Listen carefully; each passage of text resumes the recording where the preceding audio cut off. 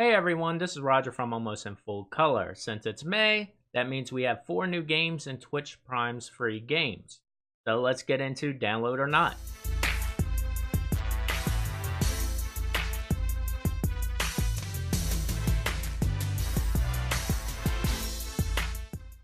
The 4 games that came out are the Little Acre, Whispering Willows, Self Bastard, and Majesty II. So let's start off by talking about the order I played them in and start with the Little Acre.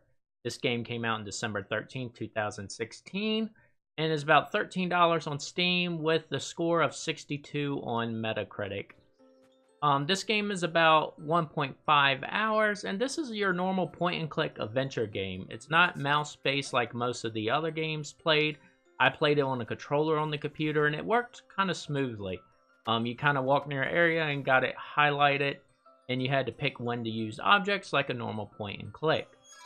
So the pros of this game was it had good animation. I enjoyed the art style of the game, and the voice acting was well done.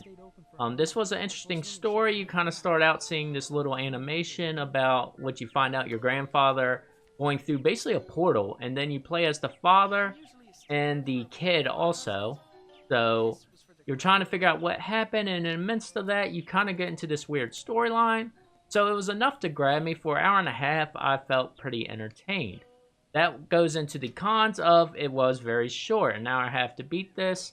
And it wasn't really that challenging. I think there was like 2 little spots I had to think for a couple seconds, but everything else kind of led you down a path of find this object, and you kind of continued on and figured stuff out that way. So it wasn't really a challenging puzzle game, but it was a pretty cool adventure game. So overall, it was fun to play. I was thoroughly entertained while playing it.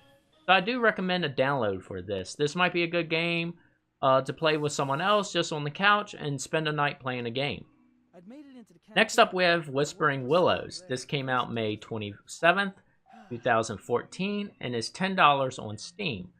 This also got about the same rating in Metacritic of 63 and a 9 on Steam, and about 2 hours long, so a little bit longer than the Little Acre. This was categorized as an adventure, quote-unquote, horror game. It was basically a point-and-click adventure game also. The pros here, I like the art style of the characters a lot. I don't know about the level design art. That was okay, but just the character animation, for some reason, I enjoyed that a lot. And you were this weird ghost mode. So you had this emblem your character had, which you can turn into a ghost and talk to basically ghosts that were not settled from a death. So you have to kind of send them on to a better life. So running around there, and you had some puzzles to solve with the ghosts, so it made it kind of interesting, and I actually enjoyed that part. The cons here was the story just did not grab me. I was playing, I kind of forgot what was even happening. I remembered I was trying to find my father, and a lot of the story is in the notes, which I started reading, and then honestly I kind of gave up, and then that's, I think, part of why I lost into the story.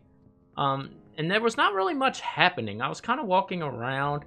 It's a point and click, so it's not really adventurous, but they try to make dramatic scenes that just wasn't dramatic for me. And then I did say this quote-unquote horror. I don't think their intention was to make like a scary game. I think I did jump once just randomly because I didn't expect something. But this had a frustrating mechanic too, because there was these ghost spiders that you could only see in ghost mode. And like I said, you have an emblem with you this game. And like anything else, you kind of lose the power. And now these ghost spiders kill you. And it was kind of frustrating at that part. And I thought it was kind of unneeded because the rest of the game was not really fighting or dodging enemies. So it was like kind of a weird twist. And added some difficulty. It wasn't hard, but it was just a weird mechanic to add. Another thing I kind of didn't like, I like point and click games actually. But the items here were like automatically used. So it wasn't really much trying to figure out, oh, which key do I need to use? And this game really did guide you. They bolded words that were very important. So I did play this after the Little Acre. And probably because of that, I would say don't download this. I think Little Acre was probably the better of the two. This game just did not hold interest for me. So I just didn't feel like it was good enough to recommend. Next up, we have Stealth Bastard, which came out in November 4th, 2011. So a little on the old side. It was $10 on Steam. It got an 80 on Metacritic and a 9 on Steam. And this takes about 6 hours to beat. This game is a 2D platformer that's built around stealth, hence the name of the game. A lot of the pros here is this mechanic of stealth. I thought this was really fun. So you basically got this platformer puzzle game now. And the key here is to hide in shadows, because there's usually cameras or turrets looking for you. And to figure out how to do the switches that are like with spotlights on them, and how to block the light so you can hide and flip the switch. So this made it very fun, and the puzzles were a balanced difficulty. I wouldn't say they were terribly hard, but some of them you did have to figure out, and I thought this was a perfect balance for this. I kind of like the style of the game. You have goggles that tell you if you're hidden or not, and there's something at the bottom. So if you ain't paying attention to the goggles, you can pay attention to if you're visible or not. And generally, the wall mechanics was pretty cool. I can grab on ledges and hop up, and made it very fun. There was also what I call the toy mode, which you find a new device to play with, and I played the teleport one. That was extremely fun. This first level was actually challenging. And here you have a robot that you have to maneuver, and you find out with the teleport, while carrying it, you can use it. While throwing it, while something's over it will switch you. So you figure out all this without too much guidance, and I thought this was well done. Very challenging for the first part, and I enjoyed it a lot. The cons here was, it's very slow. It's a stealth game, so if you're not a fan of stealth games, you may not like this. But that was probably the only con I could give it, but this is a stealth game, so I won't say this is a bad con. And I also felt like I was never really in danger. I could just hide in the shadow and look around, figure out the next move, and then move on. I did die sometimes, but that was basically my mistakes. I highly recommend this for a download. I think this will be a very good game to play. It had high ratings, which I understand why. And I think you would play this beyond the free game. So this is a very high recommend download. Lastly, we have Majesty II, which came out on September 11, 2009. This was $10 on Steam. It was a 72 on Metacritic and a shocking 6 on Steam. This game is about 8 hours, and it's a real-time strategy game. So the pros. This game was not bad at first. I enjoyed it at the beginning. Going through the tutorials reminded me of Age of Empires. And a lot of similar gameplay, but they kind of simplified it, which I actually didn't mind. I like real-time strategies, but some of the simplifications they did, I could see what market they were going for. For example, there's no like mining of materials. Everything's done by coins as your only resource, and you have tax collectors that walk around and automatically collect this for you. You have a small number of people to worry about, so when you build a new archery, you only can have 3 more people, so it's not like you have to build this huge army. So I kind of like the simplifications. It made a different style game. And the graphics were pretty good. This is about a 10-year-old game, and I thought the graphics withheld pretty good. There's a lot of variety of enemies. There was undead and these bears. So I enjoyed it. The cons. This is where the game took a turn for me.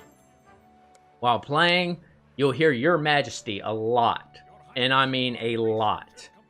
Your Majesty, Your Majesty, Your Majesty, Your Majesty. And you kind of get to the point of, okay, I understand, like, please stop saying Your Majesty. I know the whole point of the game is you're trying to run a kingdom, but good gosh, it got annoying. And the most frustrating con for me was you can't control the movement of your players. And what does that mean? You told me it's a real-time strategy, I can't really move my players? No, you place these flags down, and there's different flags. You got an attack flag and a movement flag. And this is done by putting them down and setting a bounty on it. Which means if you just set a explorer flag just to explore the fog of war, and you put no bounty on it, no one's probably going to do it. So you find you're putting like $500 or $1,000 on these flags in order to get someone to do that, hopefully more than one. So the problem is you can't tell people to go to a point of interest. The first level here is you have to protect the area, and then there will be a cart I'll talk about later you have to protect. So when you place the flag here, one guy might be interested, so he'll go over there. Okay, that kind of sucks. I want to send like 4 people to help protect it, but maybe some others will go. And then you'll notice the guy going solo. You'll see this scene a lot. Him running from bad guys. And you're so frustrated. You're like, I want to send 4 people to fight, but only 1 person will go. And now I'm watching my people run as cowards away from the bad guys. And you can't tell people to help out either. You can kind of do this by setting an attack flag and throwing a high bounty, but now you're losing your money resource. So you'll get a lot of funny things of these. There's a fight going on with this one guy and bad guy, and a guy walking past going, oh, that's not my job. There's a bounty over here for 1,500, so I'm going to do that. Good luck with your life. So you can't tell people to help. And this first level I'm talking about is very important because it's an escort mission, and I failed a lot. This cart, you had to protect and bring back to your base, and it took like 3 hits before it died, and I failed a lot. I want to say I had probably hit 20 times. Granted, I will caveat it was my fault since I didn't kill all the spawns. I didn't explore them fast enough. I was more focused on the objective. And this was kind of frustrating for the first level. And I tried to get people to protect them, so I would set the flag and put a high bounty on the cart. No one would get there fast enough, and I was like, wait, I'll protect this house where the cart stands from. Nah, no one did that. So when the cart arrived, I would look at where my people were. Most of them was at their house, chilling, just relaxing, and there was no bounty, so why do anything? So very frustrating. And then the one time, I was like, you know what? I'm not even going to protect the cart. The cart respawns every time it died. But then I was like, I'm just not going to do it. I don't care what happens. Went on, did something else, went back. Cart was halfway to the level, so I threw a bounty on it. And I was like, yes, I will finally accomplish this. Cart gets to the market, goes away, happy. Never completed the quest. I was stuck on this level. I could not go forward because the cart didn't respawn because it considered it already going into my base. But nothing ever happened. And I destroyed everything on the island and was stuck. So that was not a very good impression. I know they were trying to make the game easier for people of not big real-time strategy fans. I did like the concepts there, but some reason just not controlling your people was just very frustrating to me. I'll bring up the great game that me and Gaines are very famous of playing, and that's Head Coach. Same frustrations. You just want to move one person. But this game, it was just like I had to throw bounties quick, and hopefully it threw it high enough that someone would leave their other bounty or come quickly to it. So I do not recommend this game. You can't control your people.